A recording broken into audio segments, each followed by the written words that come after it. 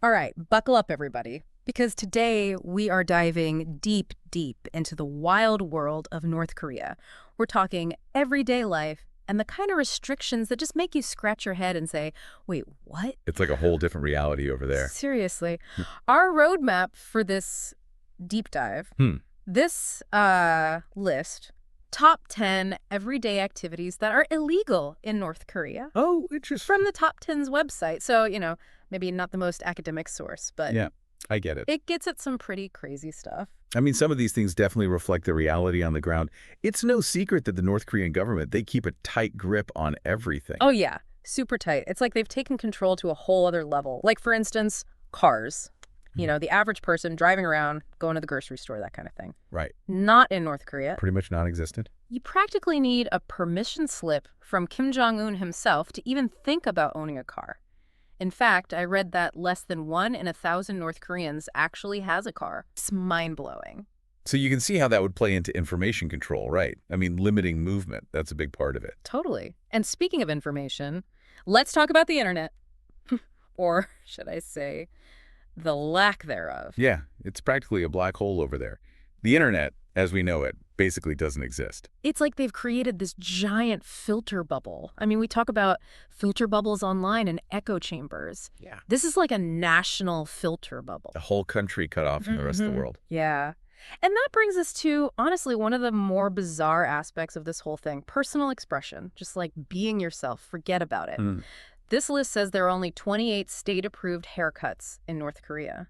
28 haircuts. That's it. You can't make this stuff up. It's Yeah. like they took all the creativity and just, poof, made it disappear. It's a way of enforcing conformity, eliminating any kind of individuality. You see this in other authoritarian regimes, too, like the Cultural Revolution in China. Anything that seemed bourgeois, gone. Certain clothes, hairstyles, it was all strictly prohibited. Oh, wow. It's fascinating and scary how history kind of repeats itself. Absolutely. And it gets weirder. Laughing too loud. Too loud? Yeah, cracking a joke about the supreme leader. Big no-no. Straight to jail, do not pass go, do not collect $200. Yeah, that'll get you in trouble fast. You see, any deviation from the approved narrative is a threat. You chuckle at the wrong time, make a sarcastic comment, that's dangerous. It creates this chilling effect on any form of dissent. So basically just keep a straight face and nod along. Pretty much. Oh. And let's not forget about music. If it hasn't been personally vetted by the Supreme Leader himself, forget it. So long, K-pop. It all boils down to information control. You limit exposure, you control the narrative, you maintain power. It's almost like they're trying to build a wall around people's minds. And that leads us to another big theme here. Isolation and control. North Korea takes this to a whole other level. International calls. Nope. Foreign TV. Verboten. Even talking to tourists. Off limits. It's incredible the lengths they go to keep their citizens isolated. You can see how that would create a really distorted view of the world. Yeah, like they're Yeah. living in a totally different reality. And the consequences for breaking these rules, they're terrifying. This list even mentions a case where a guy was executed for making international calls. It's a harsh reminder that this isn't just some theoretical debate. These restrictions have real and often brutal consequences. Absolutely. And before we go any further, there are a couple of things on this list that just have me scratching my head. Like, for instance, banning laughing. How do you even enforce that? Yeah, I mean, come on, that's just And then there's another one about banning, get this, watching television. watching television. I know, right? Seems kind of contradictory, given everything else. You've hit on a really key point here. It's really hard to get reliable information about North Korea. It's such a closed-off society. It's tough to know what's real and what's not.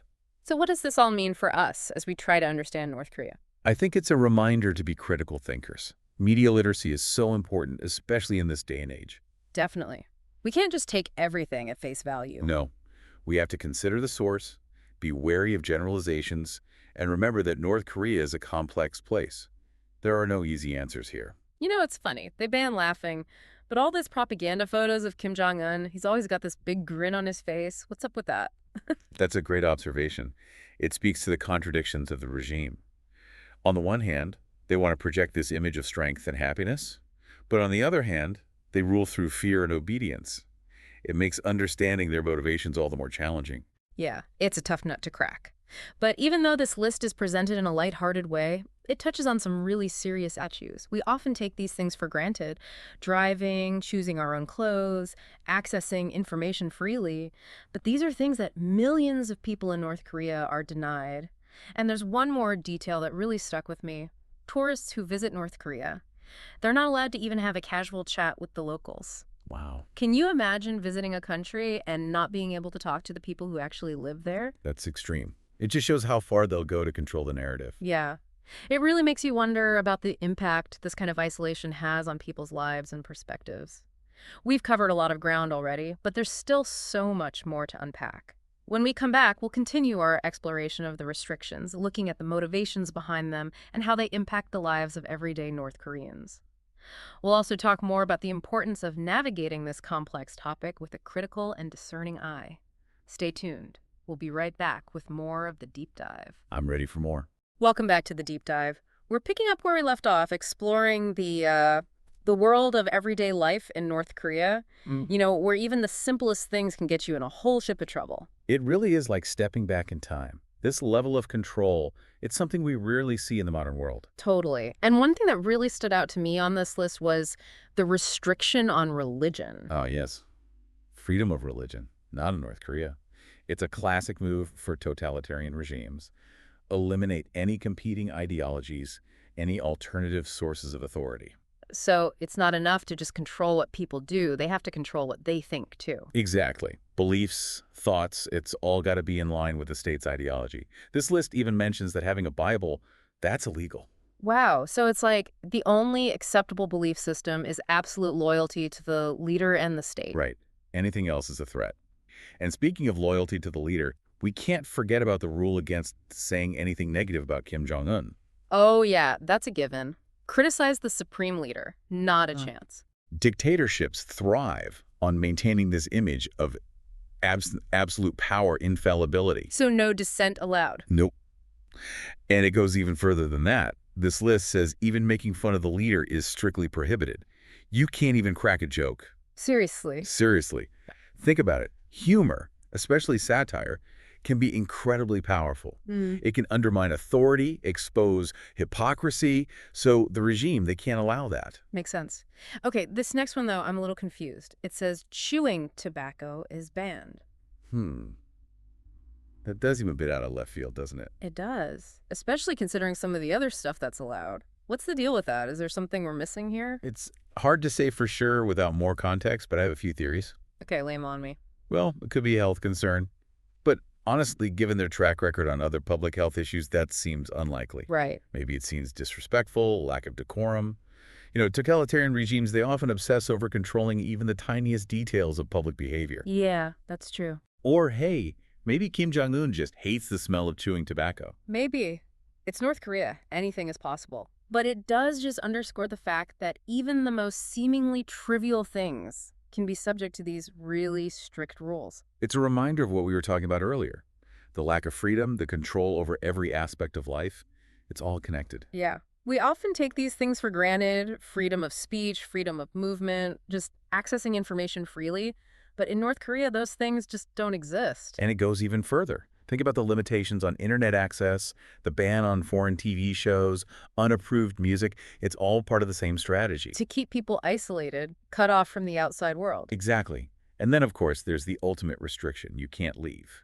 North Korea, the ultimate gated community. In a way, yeah. It's a closed society. Citizens can't travel freely, and if they try to defect, the consequences can be unthinkable. This list even calls North Korea a cult and a prison, and honestly, it's not hard to see why. It's a chilling thought. That level of control and isolation, it's truly staggering. It's easy to get caught up in the sensationalism of it all, but it's important to remember that these restrictions, they impact real people. They shape how people experience the world, how they think, how they dream. We can't lose sight of the human cost of these restrictions. And that brings us back to something we discussed earlier, the difficulty of getting accurate information about North Korea. It's so secretive, so closed off. Much of what we know comes from defectors, intelligence reports, these little glimpses we get from the outside. And even sources that seem credible can be unreliable. It's like trying to solve a puzzle with half the pieces missing. Exactly. So we have to be critical. We have to consider the source, look for biases, and avoid making sweeping generalizations. Because North Korea is a complex place. We may never fully understand it, but we have to try. We have to approach this topic with empathy, with a genuine desire to learn and understand. Absolutely. And with that in mind, as we head into the final part of our deep dive, I want you to consider this. What if you had been born in North Korea? How would that have shaped your life, your worldview, your very sense of self? Stay with us, and we'll explore that question in more detail. And we're back for the final part of our deep dive into life in North Korea. You know, it's easy to get caught up in all the strange rules, like only 28 haircuts, no laughing too loud. But it's important to remember this isn't just a list of quirky facts. It's so much more than that. Those rules, they're a symptom of a much deeper problem, a system designed to crush individuality and enforce absolute obedience. Yeah, it really makes you think. So, as we wrap up, I gotta ask, why should we even care about what's happening in North Korea? What's the takeaway for us, living our lives worlds away? I think it's a powerful reminder that freedom is fragile. The things we take for granted, things like freedom of speech, freedom of movement, access to information, those are things that millions of people in North Korea can only dream of. It's like a looking glass, almost. A distorted reflection of our own world. Exactly.